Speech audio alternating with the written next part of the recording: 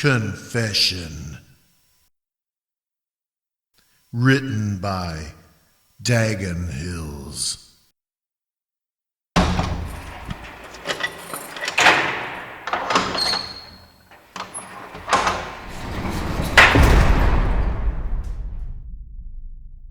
One look into your empty, condemning eyes, fine officers, tells me that you see me as a murderer, a cold-hearted killer, an unholy taker of life, the ultimate sinner doomed by the killing of the one most dear to me.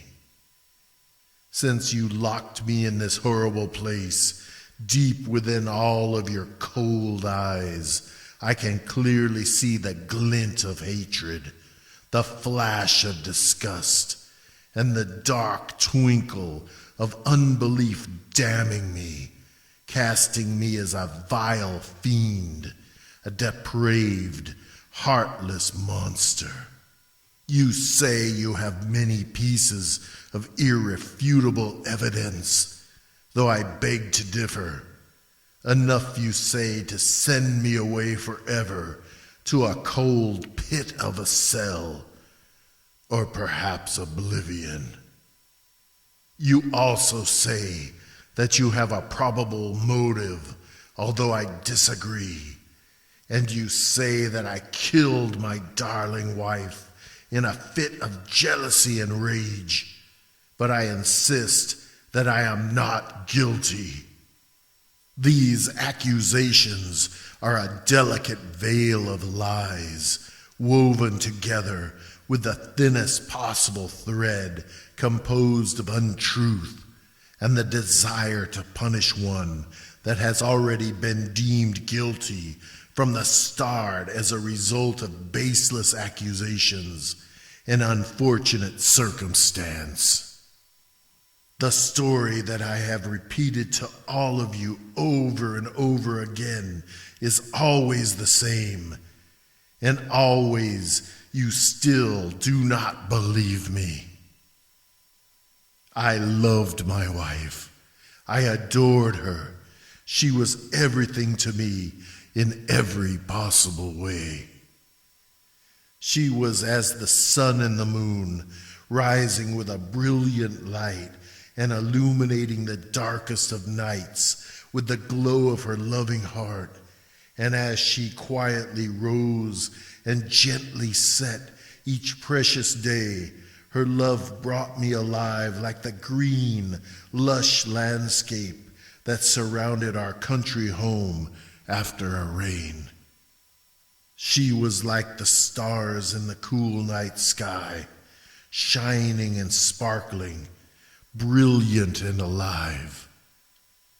Now you say that she is dead and insist that I killed her.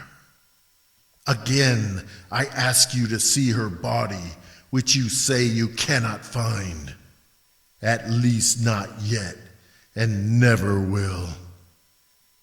There was never one moment of anger or discord among us, no screaming, no verbal assault.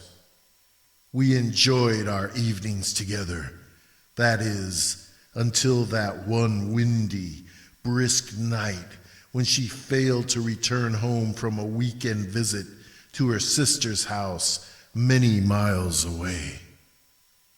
There had been no warning, no clue, nothing to suggest her unhappiness with our life together. At times I heard of talk in the town of her solemnness and morose countenance, but I brushed this off as a misreading of her quiet nature in public.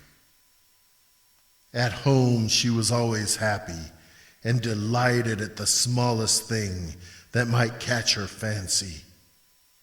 At first, I simply thought that she had been delayed, but when the hours grew long, then even longer, I began to suspect something was not right.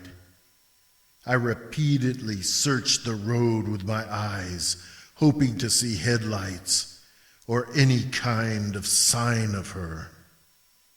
I had called her sister to no avail, and as I have recounted to you many times, she said she never even saw her that entire weekend. I paced the floor in a desperate state of mind, reeling with a sense of dread and foreboding I had never felt before. I had searched the house. All of her clothes were there, her fine, beautiful wardrobe that turned the heads of every man that would lay eyes upon her on her frequent trips to town. The expensive shoes were still in their racks, those fancy shoes that caught the eye of many, with heels that would echo as she walked away from me on a night out with her friends. I was never suspicious of my wife's activities. I was never violently jealous, as you have alluded to in your questioning. I knew in my heart that her love was only for me. Her touch was mine alone. The touch that you now say that I would kill for. When I saw that she had abandoned her most prized possessions, but left her wedding ring as a cruel gesture, I knew that she had, for some unexplained reason, left me to suffer in the silence of a cold, lonely existence, utterly alone, save for the painful memory of her. For better or for worse had been words both of us had spoken, but only one truly meant. I found out in that heart-destroying instant. You repeatedly say that you have the evidence to seal my fate, but I reject that as a solution to make your obvious burden less, and perhaps add a feather to your caps at the same time. I will attempt one more time to cast dispersion upon your seemingly airtight theories. Firstly, I agree there was a large spot of blood upon the carpet that had undergone an attempt to clean it, but as I have told you, that was from a simple mishap at home. An unfocused rush, a trip, a fall, nothing serious enough to require a trip to a medical facility that would provide a record of the incident. Secondly, there were many reports of a loud scream or a wail that pierced the lonely stillness of that black night, blood-curdling and shudder-inducing, then instantly gone without another sound to be heard. I tell you that it was just me, as a result of discovering my precious love had deserted me to a life of sorrow and despair. And lastly, as for me being seen walking in the faint shadows of the moonlight, caked in mud and carrying a shovel by many sleepy eyes peering out of shuttered windows in darkened houses, I insist it was nothing more than my tending to my garden at a very late hour to avoid the cruel sun that tormented me and the heat that destroyed my strength, and foremost, to help occupy my mind at the disappearance of my dear loved one. You cannot even produce a weapon, though I tell you once more that there was not one used by anyone or by me, as I have said numerous times.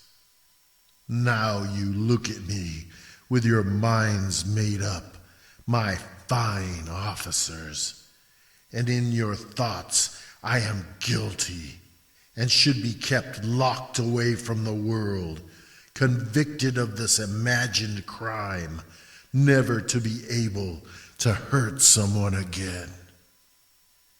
I tell you, I am not guilty of anything other than caring for the one that I thought would love me forever. I never wanted her to leave, never to depart from my side.